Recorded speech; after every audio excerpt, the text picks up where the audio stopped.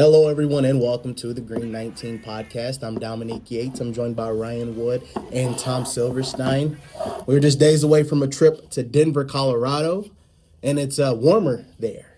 It's supposed to be warmer. What is it out there? I meant to look. I haven't checked. I know it's supposed to be 60 the weekend. Oh, Heat wave. I like that. Heat wave. Yeah. So, What do you think of that, Spoon? That's That'll a be good nice. warmth. that's right. You can hike a mountain or something when you get there and enjoy the beautiful weather. But, I mean, this really is, though. This is a big game. I mean, you're playing the top seed right now in the AFC, an 11-2 team. And it's interesting to me because I admittedly don't always follow, you can say, the national talk and what they say from the NFL stuff. I always prefer the local folks that see the day-to-day stuff. And I look at this Broncos team, sometimes I don't feel like they're talked about enough for what they've accomplished. I don't know what that's from. I don't know if it's because they've just had a lot of close games. They haven't blown out a lot of teams this season, but at least in my opinion, I don't know if they're talked about enough. Maybe as of late they have, but I don't know if it's just an intriguing team when I look at this Broncos team. What kind of comes to mind for you? It's an incredibly intriguing and incredibly unfair game for the Packers. I mean, you want to talk about going back, sandwiching 2 games with the Chicago Bears against this team? Yeah. Who the Bears got this week? They got the Browns, which, hey, I mean, that defense, the Packers lost to the Browns, but still, the meat in the middle of the sandwich is maybe the best defense in the NFL, a defense that's on pace to tie the 1984 Bears for the most sacks ever in a season. Now, of course, that's 16-game season, 17-game season. But anyway, they won 10 straight. They're the 1 seed in the AFC. And in a lot of ways, they remind me very much of the Packers. To the point, I think after their early season swoon, the Packers kind of dropped off the national radar, too, in a way that was deserved, but also not matching with the talent on paper. Right. Because the talent on paper for this team, they can go toe-to-toe with anybody. The Packers are in that boat. The Broncos are in that boat. 2 great defenses this week, 2 great pass rushes this week. The Broncos don't have Pat Surtain. That's a big difference. But Bo Nix isn't quite where Jordan Love is either, I don't think. I mean, I think that might be the biggest difference in this game. But neither of these offenses are going to scare either of these defenses. Very similar teams when I look at them. What do you think, Spoon? I think the Broncos are more challenged on offense than the Packers are. I think the Packers have a better offense. Their quarterback has been solid, gotten them on some last-minute fourth-quarter rallies. But they lost J.K. Dobbins, which was a huge loss for them, their run game. R.J. Harvey's okay. He had a decent game against the Raiders, but everybody has a good game against the Raiders. I don't know. I don't know what to make of the Broncos. I think they're similar to the Packers. I don't think they've played their best football, but they've done enough to win games. And we'll kind of find out, down the stretch. They have a really tough finish to the schedule, and I think this is a really important game for them. Yeah. They get a chance to play at home, even though it's against a good team. They're, expecting to win and expecting this to be a game that kind of propels them. So I think they're taking this game very seriously, even though it's an NFC game. I think there's similarities, but there's differences. And I think the Packers have to win with their offense. I think that's going to be the difference in the game. I think that's the $1 million question for me with this Packers team, because I've been saying for the past couple of weeks the offense has made strides. Granted, they haven't faced a defense like this in quite some time. I would say the Cleveland Browns is the last team as far as really strong defenses that the Packers have faced, and they lost the game and struggled. So that's going to be the question on my mind. How far has the Packers offense grown? Because when you're facing a team like this that's just so dangerous, they have 14 guys with at least a sack. I guess where do the Packers start when you look at this matchup? It's kind of like the Packers receiving core. Every game they're going to throw it, have 10 guys with targets, right? I mean, it's just by committee, and it's a pass rush by committee. I will reiterate, the difference as I see it in this game is Jordan Love versus Bo Nix. And Jordan Love needs to be the difference, right? The matchup that we're all going to be watching is this offensive line for the Packers against that pass rush, and it is what it is. I mean, they're going to probably give up some pressures, right? It's going to happen. Jordan Love, one of the best things that he does is mitigate the pass rush. There's going to be a lot of responsibility on Jordan Love to lessen the onslaught that is going to be coming at him. And I think he can do that, but he needs to do that. Like if he can do that, that goes a long way for the Packers leaving Denver with the win. I mean, I think that's huge. Yeah. Swoon, just thoughts on the offense for the Packers when you deal with this. Well, I don't think the Broncos defense is impenetrable. I think they're very good, and the sacks are remarkable. But of late they've given up some big plays. They've had some miscommunications or something in the secondary where they've given up some big plays. And I think if you can slow their pass rush down if you can run the ball. Mm-hmm. Now you have to be able to do that. They're probably getting DJ Jones back, which is a big run stuffer for them, and it'll make it a little tougher to run the ball. And we don't even know if Josh Jacobs is going to play. If he doesn't play, that's a huge blow for the Packers, because I think this is the kind of game where he can have, a major impact. I do think they have every opportunity to win this game. I really think that they're probably positioned the way they've been playing to win it, but they're not facing a two-headed running attack like the Bears. They're not facing Jahmyr Gibbs. They don't have to just sit down on the run game like they did in those two games. Wide receivers, Courtland Sutton's really good, but I don't know if Pat Bryant's playing. There's a chance he won't play. He didn't practice, so I don't know what his situation. But he's a rookie and he's a good player. So I don't think it's unreasonable to think that they can walk in there and win. Here's the thing with the Broncos defense, though. They're second in the NFL against the run. Like, you talk about their pass rush and all the sacks. They're allowing 89 yards a game on the ground, number 2 in the league. Now, I'm curious, just because it feels fitting this week, and I'll go first. I don't mean to put you on the spot if you need, but how would you rank the top 3 defenses in the NFL? I would go Texans. Yep. Probably Browns and Broncos. You said top 5? Top 3. Top 3. So it'd probably be those two, and I think you could probably switch Broncos or Browns. But I think Texans number 1 for sure. Okay. And then the last two would be between Browns and Broncos. I agree completely. I think Texans number 1. Yeah. Browns number 2. If they had any kind of support offensively, they would be just absolutely right. They would. Number 1. And then, Broncos are right there. I'm trying to go through my head who else is, who I would consider. Philadelphia hasn't been playing that great of late. They're missing guys, so I take them out of it.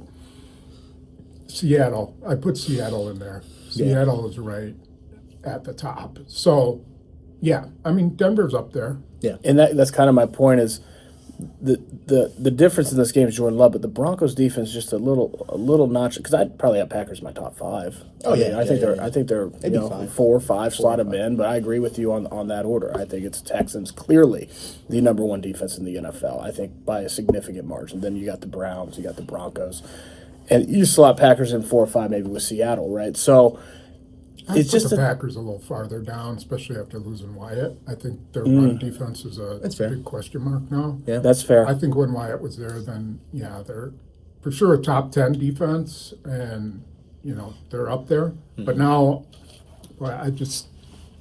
if they have to prove they can stop the run, then they can establish themselves. You know what helps there more than anything else? Because Devontae Wyatt's not coming back through that door. He's out for the year. They were just fine against the Bears. But when were they just fine? Coming out of the gate, right? All these 3 and outs are getting off the field. And then late in the first half, they give up a 14-play drive. And then in the third quarter, they give up a 10-play drive. And then in the fourth quarter, they give up a 17-play drive. Mm-hmm. And they were completely gassed. Like, early in the game, run defense was fine, even without Devontae Wyatt. The problem is, one, you have your best player at a position where playing more than 70% of the snaps is really a lot. And Micah Parsons plays almost 90% of the snaps. I mean, he's over 85%. 87. Yeah. And then two, it's not just the high-end talent, the Pro Bowl caliber talent that you're missing with Devontae Wyatt. Your bodies. You don't have as much depth inside. So when you give up these long drives, they're gassed. And you can't play run defense at a high level gassed. That doesn't work. So that alone, just getting off the field consistently, and not that I thought that was the biggest issue they had against the Bears. And it started for me those first 2 downs, because when the Bears would get the ball, if they're getting 7-8 yards a carry on that first down run, then the offense is like, okay, get 2 more yards and get that first down, 3 more yards and get that first down. That's why they were able to put those drives together the way that they did. So you have to try to stop them, meet them at the line of scrimmage, try to have some tackle for losses and some of those successful plays. I think if you're able to do that, especially even in this game, because like you said, there's an R.J. Harvey. There's no Gibbs or Montgomery or anything like that. If you can force Bo Nix to try to throw it in some 3rd and long situations, you should have more success. Yeah, I think they were gassed inside. I mean, I don't know that they were, I still thought their linebackers were flying around. I thought their secondary was fine. But Carl Brooks had to play way too many snaps for a guy who hadn't played in 3 weeks. Colby Wooden played more snaps than he had in a while. Jordan Riley played like 14 snaps. They didn't rotate. And I think that's where they got gassed. Now they pick up two guys who can play inside, and they have to have something from them. Those guys have to be able to play 20 snaps at least. One of them has to play at least 20 snaps, and maybe both of them, because those guys just can't stand up to that kind of pounding. Now, maybe against Denver they can, I don't know. But they sure couldn't against the Bears. That was just too much to ask. And you look at those drives, and I looked at the last 2 drives, and I think Wooden and Brooks played 18 of the 24 snaps. Mm-hmm. And that was just too much, especially with Brooks coming off that ankle injury. So it's really going to be critical that Jordan Riley and Quentin Bohanna give them something. Just another reason Ben Johnson should have ran it on 4th and 1. Yeah. You had a gas defense there inside. Yeah. As far as with the Broncos offensive line, what do you kind of know about that group? Because, I mean, part of the reason why the Bears were able to run the ball, they have a good offensive line. Yeah. I guess how do the Broncos kind of stack up in that regard? Well, you start with Quinn Miners, the UW Whitewater product, who is a man monster, who is just one of the best guards in the league and can bully anybody. You got Mike McGlinchey at right tackle. The Packers have faced him before. I think you can get him on some pass rush stuff, but he's a big man. He's 6'8", he's 310, 320, something like that. They don't have Ben Powers, their left guard. He's coming back from injured reserve. He's a good run blocker. Garrett Bowles is a good pass blocker on the left side. I don't think it's the same as the Bears. I just don't think it's the same group, but we'll see. Harvey had 77 yards against the Raiders, and, they were able to kind of negate Max Crosby a little bit. So we'll see. I just don't know what to... I don't think it's going to be like facing the Bears or the Lions, but we'll see. They may just decide that they can pound it up the middle, Think Michael Parsons will get a sack this game? Yes. Yeah. Which is, I guess that's going to be a question. We did a question of the week. He's at 12.5 sacks, 1.5 away from his career high at 14. How many do you think he'll finish the regular season with? Over. You'll take over 14? Yeah, he's going to set a career high this year. I don't know. I hadn't really given it enough thought yet. Yeah. 4 games get a probably, he'll get a 1.5, I would think, before the season's over. But I don't know if he's going to get any Sunday. Like, Sean Payton is not going to let him get after Bo Nix. I saw a clip of Sean Payton talking to Max Crosby after the game on Sunday, and he's like, "We had Max Crosby rules, and when you were out of the game, we called plays that we would have never called when you were in the play." So if you think he's doing that for Max Crosby, he's definitely doing that for Micah Parsons. Yeah. So they'll have an answer for Micah Parsons all the time. Now, sometimes you can't. There is no answer for Micah Parsons, but it's really about pressure. It's not about sacks. He was a factor in the Bears game. 1,000%. They could not throw the ball the way they wanted to. They had to do all these bootlegs. Like he said, they didn't drop back. They didn't have any 7-step drops. So it's if they can play the run a little bit and then get them in some 3rd and longs, then I think he can have an impact. Yeah, and Parsons, and that's the thing. His motor by itself is why I think he'll go over that 14B. And the Bears game really stood out. I like him this week against a young quarterback. That was the other thing. I'm fully with you on Sean Payton. He ain't no dummy. But you get a young quarterback for 4 quarters. I like him getting home once. Imagine he'll get back there because I think it really stood out, though, thinking about that Bears game. It was about 87% of the snaps. It's still the 4th quarter. He's chasing around. And that's normal. Yeah, and he's chasing a fast, athletic Caleb Williams guy. It's one thing to be like, oh, Jared Goff. He's not going to be running around in the pocket, but you're chasing a guy like Caleb Williams. But Bo Nix, he's another guy. He can run it. He's athletic. I think now that there's no J.K. Dobbins, he's second on the team for rushing yards for this group. So, this is a young guy who, like I said, he has some confidence. So it's going to be just an intriguing matchup how they'll try to put some pressure on him and make things difficult for him. So where he reminds me of Jordan Love is he's got a lot of poise. He's got a lot of moxie to him, right? All these 4th quarter comebacks that he's had this year, he doesn't get rattled, and that's what Jordan Love has been since day one. Is a guy you just can't rattle him. You don't really rattle Bo Nix. Like he'll have some sluggish play, but he's never really out of it because he always keeps his poise. He put some balls up there that you need to take away. Yeah, neither of these teams take the ball away.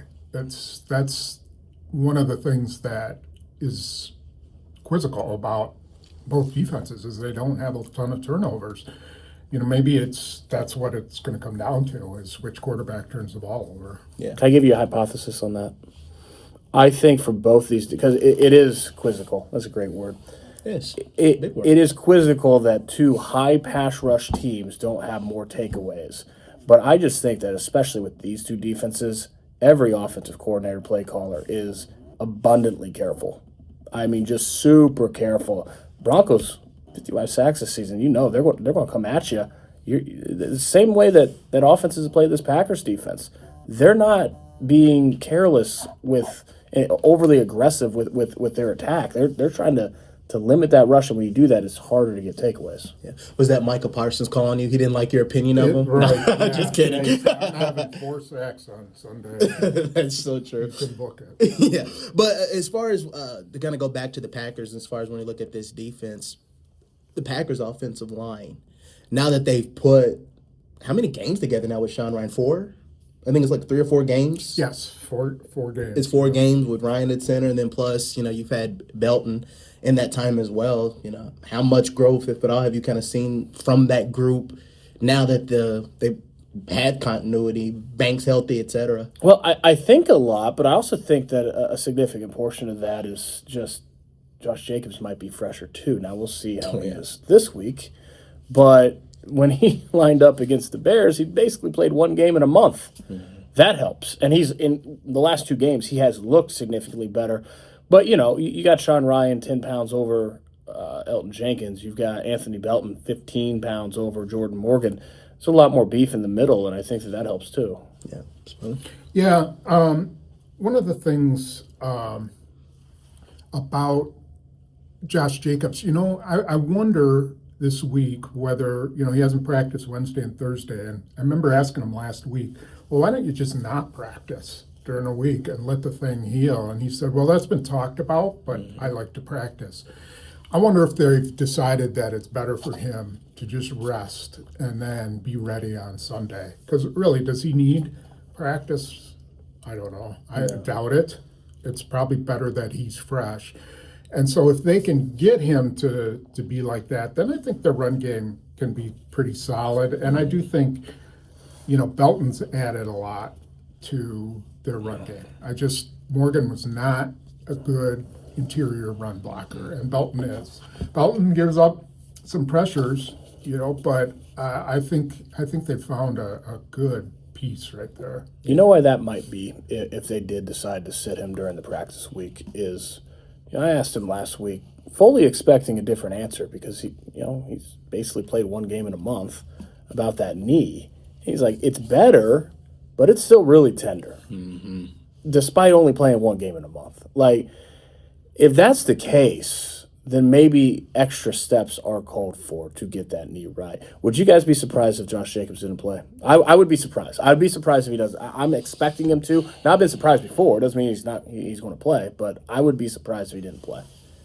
I honestly wouldn't be surprised, just because of the fact of Chicago coming up right after that. It wouldn't be like the craziest thing. Granted, this is still a big, good game, but it's like, They got to win this game too, though, They do. because if I agree. they lose this week and the Bears beat the Browns, which they should, all of a sudden the NFC North is flipped again going into Chicago. Like, this is still got to have a type game. Yeah, I guess that would be my question, and that's the $1 million question. Like, if he couldn't go, would you rather him for Denver or Chicago? I would rather have him for Chicago, for sure. That could be the plan, or maybe it's just better to sometimes guys need to just rest, and you have to.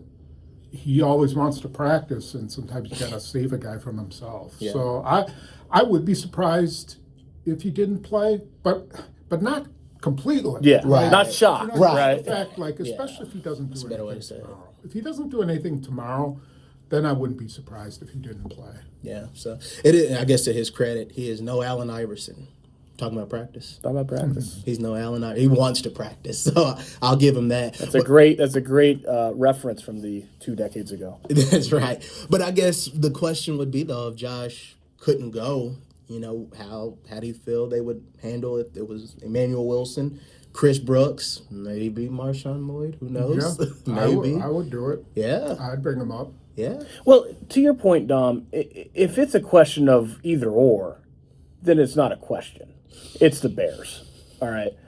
But this is very different than that Vikings game. Fair. Yeah. This got to have a game. Again, if they lose and the Bears win, it's flipped going into Chicago. This is absolutely NFC North implications on the line, even though it's not an NFC North game. And this is a much better defense than they were facing that week against Minnesota. They're on the road, not at home. Going into that game against the Vikings, I thought there's no reason why Emmanuel Wilson getting a workhorse type load this week should sacrifice this game. They should win it anyway. And I also made the point, if it was a week that they were going to sacrifice, then yeah, you need to push Josh Jacobs. I get that. That's this week. That if it's Emmanuel Wilson, I don't know if they win without Josh Jacobs this week. It's just very different than that decision. Yeah. Yeah, I don't know. Yeah, it's tricky. Denver, so Chicago plays at San Francisco after they play the Packers, and the Packers play at home against Baltimore. So it could just be a big wash at the end.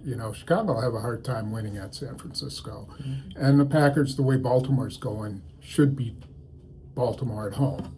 So, one of 6 of one and half a dozen of the other. I don't know. I would do whatever I thought was best for Josh Jacobs at this point. What's going to get him, when they get to the playoffs, that he's in his best possible shape?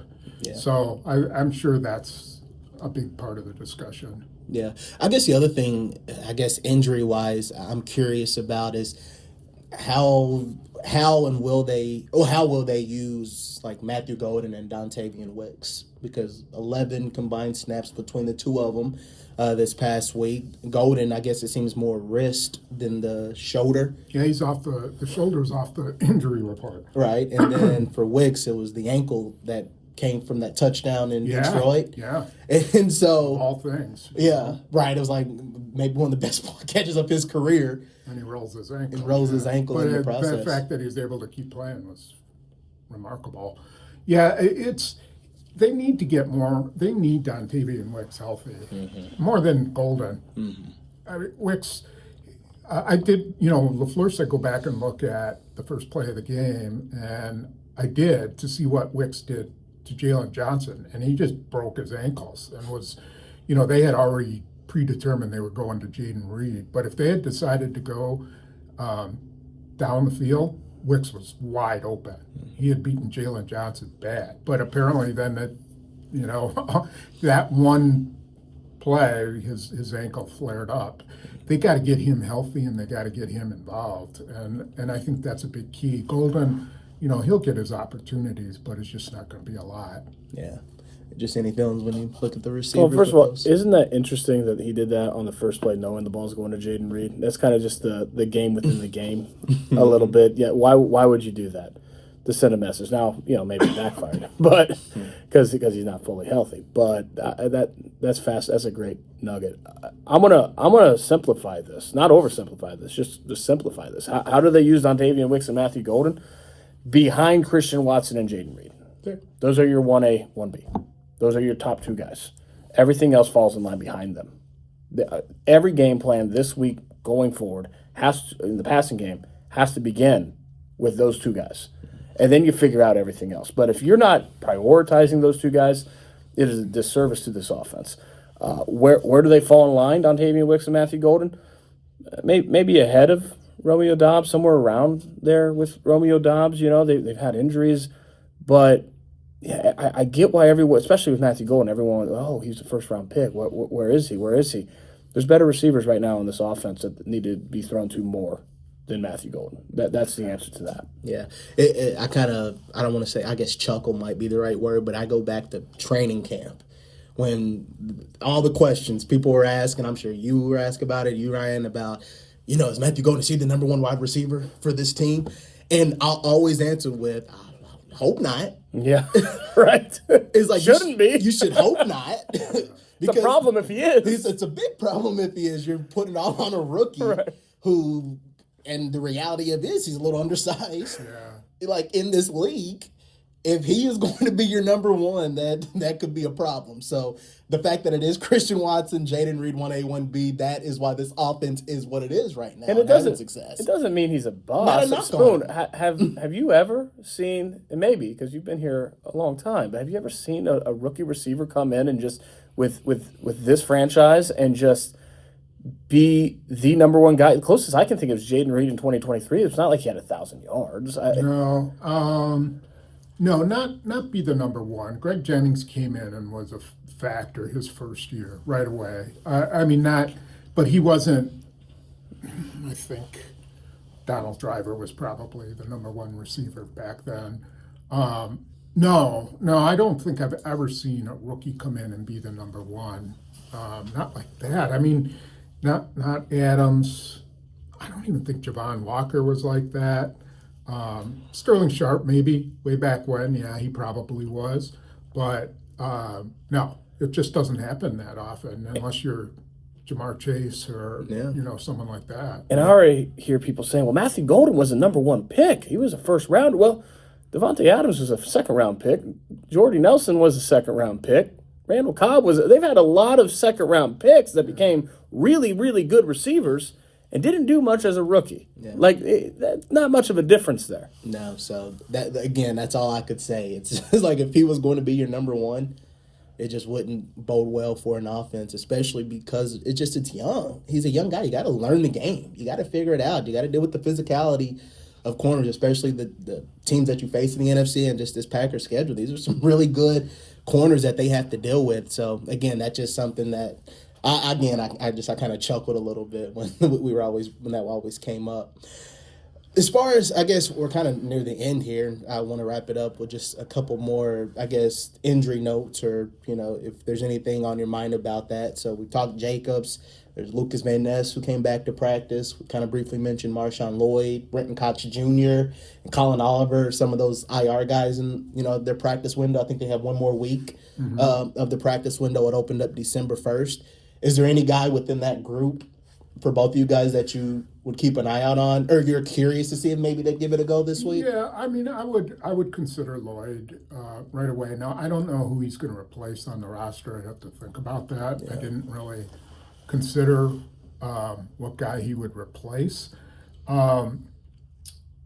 But I think Cox and Oliver, more Cox than Oliver, depends on Lucas Van Ness. Yeah. So, they'll practice him this week and see if he can play. If he continues to not be available, then I would consider bringing in Cox just for the stretch run because, you can never have enough pass rushers. There's not a ton of playing time for him, but you need to have someone available because remember, if he isn't activated after the Bears game, he's done for the year. Same with all three of those guys, So if they're not activated by the end of their 21-day window, which ends right after the Bears game, then they're done for the year. So you got to make that decision, and I think a lot of it depends on Lucas Van Ness. Yeah. Is there any? I don't have a good feel for that. It's just because it's been so long since we've seen any of these guys. We've never seen Colin Oliver, so I'd be completely spitballing to say that I had any kind of sense on who might or might not be back this week from that group. Yeah, I just know anytime you share a video of Marshawn Lloyd running the ball, social media freaks out. Yeah, they do. It's the They most love fascinating him, thing. Yes, he's Mr. Potential. He really is. I mean, you see it. I mean, it's really it again. I just kind of chuckle when I watch him. You got to be on the field to see Well, when he is, something happens. The play he got hurt on in Indy was a heck of a play, but it's just, the greatest ability is availability. He just hasn't played. Well, the thing you don't have to lose is so you play him and he gets hurt and then you put him back on IR, and he's done. Yeah. But if he can actually give you something that you haven't had, speed. And that's size. Can we agree that with him, that is a capital IF? I mean, that is a massive if. Of course it Yeah, absolutely. He just totally a hasn't. shot in the dark. Yeah. He hasn't stayed on the field. Yeah. If you can't stay on the field ever, then you're an addition if it happens, but you can't be counting on that. Yeah. You don't want to go down as being known as like the greatest that never was. Yeah, you got to be on the field. But yeah, it's And he knows that. I'm not dumping on him. He's my goodness, you feel bad for him. You really do because he's been through a lot there. That is tough. But until you show that you can stay on the field, you're not counting. Well, you can't show that you can stay on the field till you are given a chance to stay on the field. So at some point, they have to do it again and see. Yeah. I don't know. You got to see what you got. I would do it I would just too. because you can't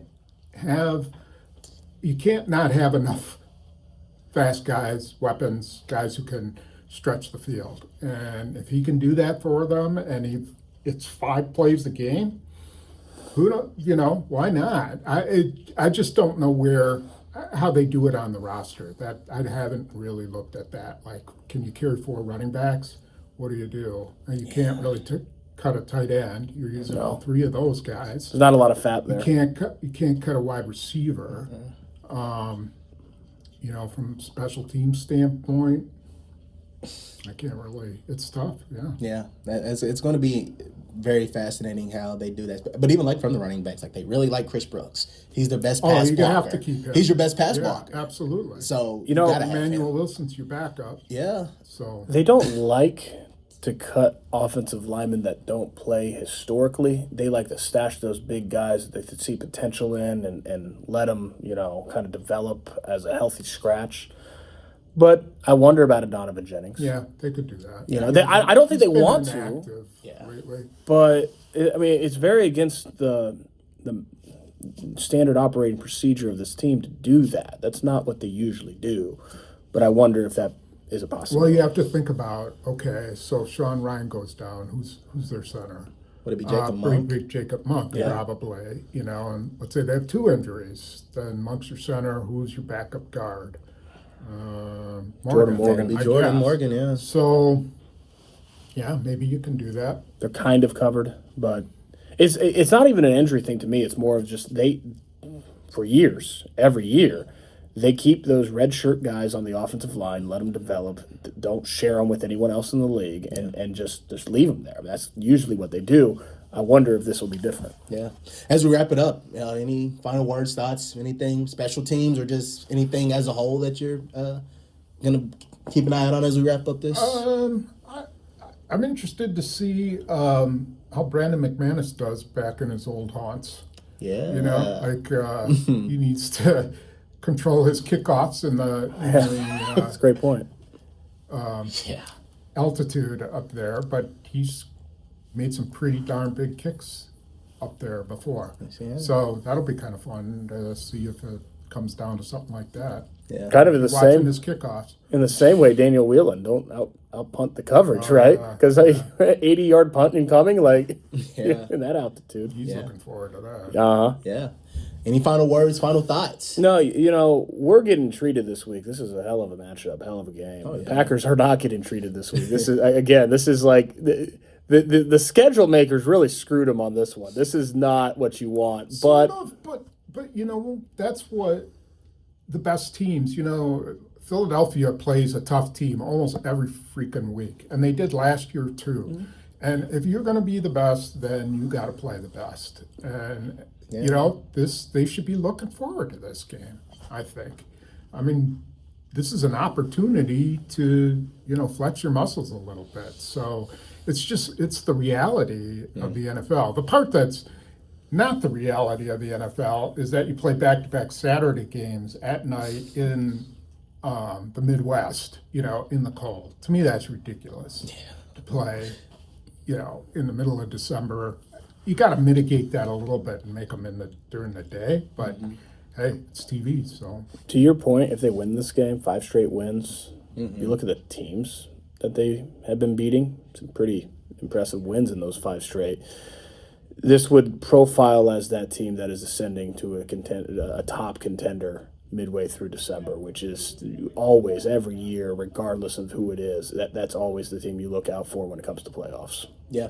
So, again, it's a big game, and I'm just wondering how the Packers will play this game, like the full 4 quarters, because the Broncos won 11 games, 9 of them have been one-score games. This could go down to the wire. Mm-hmm. What play, who's going to make the plays when it matters? It could be a 4th loss in which they give up less than 18 points. That's on the table this week. Yeah. Because this is the Broncos team, even the losses, they don't get blown out. The 2 losses in week 2 and week 3, it was a combined 4 points. They what was it, the Chargers? And I'm going blank on who the other team they lost to. I know it was the Chargers. Did they? No, they didn't lose to the Raiders early on, did they? I don't think so. They lost 2 really disappointing games early in the season. It was 2 and 3. I don't remember. Colts was one. It was the Colts. They lost on the leverage field goal penalty. Yes. That was 25-24, and they lost on that one. Yes. I can't remember the other one. I don't think it was the. It was Chargers. It was the Chargers. It was Colts and Chargers. Week 2 and week 3. Thank you, Indiana, for letting us know it was the Colts. You took care of us there. So again, it'll be an intriguing matchup, and I guess at the end of the day, it's going to see which offense is better. I think that'll be the big thing I'm wondering about. So, guys, let's wrap up the show and then get ready for the weekend, and we'll head to Denver and let's have a good time. Sounds like a plan. Much appreciated. So thank you all for checking out the Green 19 podcast. The Packers are in Denver taking on a really talented Broncos team this weekend. So be sure to follow along for all of that coverage right here. So for Ryan Wood, Tom Silverstein, I'm Dominique Yates.